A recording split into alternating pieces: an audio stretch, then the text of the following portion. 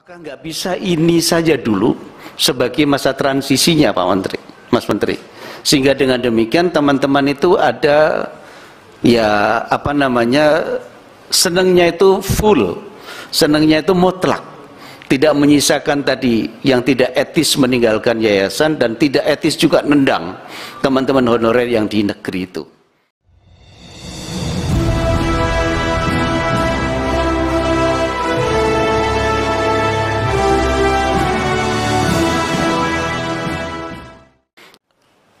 Assalamualaikum warahmatullahi wabarakatuh. Yang terhormat Ketua dan Wakil-Wakil Ketua Pimpinan Komisi 10, para anggota Komisi 10 yang hadir cukup banyak sekali. Yang terhormat Mas Menteri dan seluruh jajarannya yang telah menyampaikan paparan tadi dengan cukup lengkap, dan beberapa diantaranya adalah memberikan gambaran tentang perkembangan yang cukup bagus dari apa yang disampaikan Pak Menteri tadi. Yang pertama terkait dengan soal PPKM Pak Menteri, kami tadi meminta supaya jangan perwakilan saja tetapi seluruhnya teman-teman, karena masing-masing kami turun ke daerah dapilnya masing-masing. Yang pertama kali dikejar oleh teman-teman di daerah adalah memang soal PPKM ini. Nah, PPKM ini pada ujungnya ternyata yang kedua ini membuat kegelisahan luar biasa bagi para guru-guru swasta yang diterima sekalipun, kemudian di P3K, kemudian yayasan, kemudian juga teman-teman honorer yang di pendidikan di sekolah negeri, itu semuanya menyampaikan kegelisahannya. Yang pertama, teman-teman dari honorer yang diterima itu tidak sepenuhnya senang Pak Menteri. Dia senang separuh, ya bisa diterima dan alhamdulillah masuk. Tapi ketika dia tahu bahwa dia harus lepas dari sekolahannya, dia juga tidak tega dengan yayasannya, dengan teman-temannya yang selama ini bersama-sama dengan mereka. Lalu kemudian juga dia nggak senang juga, punya perasaan nggak etis juga ketika ternyata dia diterima di tempat negeri yang di situ teman-teman honorer di negerinya dia kemungkinan akan tergeser. Jadi dengan demikian dia mungkin di satu sisi merasa senang, di sisi yang lain sebagai guru yang punya etika itu merasa tidak senang dengan itu. Oleh karena itu seluruhnya Pak Menteri, kebetulan kami ketemu dengan semua aliansi penyelenggara pendidikan, kami ketemu dengan teman-teman honorer MKKS negeri maupun swasta. Mereka menyampaikan kesimpulan yaitu yang disampaikan oleh pimpinan tadi, bahwa mereka supaya dikembalikan di sekolahannya masing-masing, tetap mengajar di tempatnya sekolahannya masing-masing. Meskipun tadi Pak Menteri mengatakan bahwa Undang-Undang ASN mengunci bahwa mereka harus kerja di lingkungan sekolah negeri. Nah, kemudian tadi ada isu yang disampaikan kemarin juga muncul, juga tadi disampaikan Ibu Sekjen akan ada judicial review. Saya kira ini harus diselesaikan secepatnya Pak Menteri. Paling tidak harus ada kepastian buat mereka. Yang pertama adalah bagaimana kalau dalam proses judicial review itu yang terjadi seperti apa transisi ini. Ada pilihan.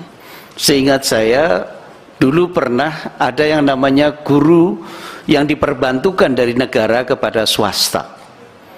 Apakah nggak bisa ini saja dulu sebagai masa transisinya Pak Menteri, Mas Menteri, sehingga dengan demikian teman-teman itu ada ya senangnya itu full, senangnya itu mutlak, tidak menyisakan tadi yang tidak etis meninggalkan yayasan dan tidak etis juga nendang teman-teman honorer yang di negeri itu. Sehingga dengan demikian dikembalikan saja kepada kebijakan yang lama yang pernah terjadi dan itu pasti ada regulasinya. Sehingga dengan demikian teman-teman itu merasa nyaman. Yang kedua, ternyata kebijakan ini menyisakan masalah juga kepada teman-teman honorer yang di negeri. Mereka selama ini kalah dengan yang swasta karena swasta punya dapat afirmasi, yaitu mendapatkan kebijakan lebih mudah untuk memperoleh sertifikat pendidikan. Sementara teman-teman yang honorer yang di negeri itu sulit karena mereka harus mendapatkan rekomendasi dari pejabat strukturalnya, yang kemudian ada aturan tidak boleh mengangkat honorer. Efeknya tentu saja mereka yang sudah ngajar cukup lama di negeri itu ya tidak mendapatkan sertifikat pendidikan. Karena tidak mendapatkan sertifikat pendidikan, maka mereka tidak mendapatkan afirmasi yang ujuk-ujuk ada 100% untuk yang teman-teman mendapatkan sertifikat pendidikan tersebut. Jadi karena itu kebijakan ini ternyata kok dicicil seperti ini. Ketika ada gerakan memprotes kemudian berubah, lalu ada berubah lagi dan berubah lagi. Nah, tapi yang paling ujung yang sekarang ini, yang belum terakhir tapi masih ada yang ketiga nanti, itu ternyata menyisakan masalah yang luar biasa, sehingga kemarin aliansi penyelenggara pendidikan berbasis masyarakat datang ke sini bareng-bareng, plus juga dari PGRI dan lain sebagainya. Yang itu mereka penyelenggara pendidikan yang jauh sebelum negara ini merdeka sudah menyelenggarakan pendidikannya. Karena itu saya kira ini mendapatkan perhatian yang serius dari Pak Menteri, yaitu masa yang sudah diterima ini kira-kira seperti apa. Kalau kami mengusulkan, oke, silahkan saja ada judicial review, tetapi kalau bisa sebelum ini dijadikan, kembalikan kepada kebijakan pemerintah yang pernah terjadi, yaitu ada guru perbantuan dari negeri kepada swasta, yaitu mereka-mereka yang tadi diterima, dia adalah guru honorer di tempatnya, P3K di tempatnya di swasta, tapi dengan status baru dia adalah P3K. Itu yang pertama. Nah, saya berharap Pak Menteri dengan pengalaman yang semacam ini dan kecerdasan Pak Menteri yang telah dimiliki dengan teman-teman sekalian digabungkan untuk nanti yang ketiga. Kami berharap periode yang ketiga besok itu adalah husnul khotimah, tidak menyisakan masalah lagi. Yaitu teman-teman yang teman-teman negeri tadi yang tidak mendapatkan afirmasi, gimana caranya supaya mereka juga mendapatkan posisi itu untuk mendapatkan serdik, lalu dapat afirmasi 100%, lalu dia terangkat. Toh kalau seandainya mereka disampaikan semuanya, diterima dengan cara kebijakan itu, 1 juta juga jangan-jangan belum cukup. Artinya belum tidak memenuhi 1 juta, masih ada formasi yang menjadi 1 juta full tadi. Jadi karena itu yang di negeri juga bisa merasa happy. Kemudian teman-teman ini juga ada kebijakan bahwa yang diterima itu adalah dikembalikan ke sekolahannya. Bayangkan Pak Menteri, kita ketemu dengan sekolahan yang 12 orangnya guru itu guru produktif semua. Kemudian dia diterima karena memang sudah dia pinter-pinter. Lalu kemudian yayasannya kecabut 12 orang. Yang tertinggal hanya 3-4 orang guru situ. Siapa yang akan mengganti mereka? Kalau diganti honorer biasa ya tidak berkualitas tentu. Kalau diganti yang berkualitas, kapan mereka akan mendapatkan itu?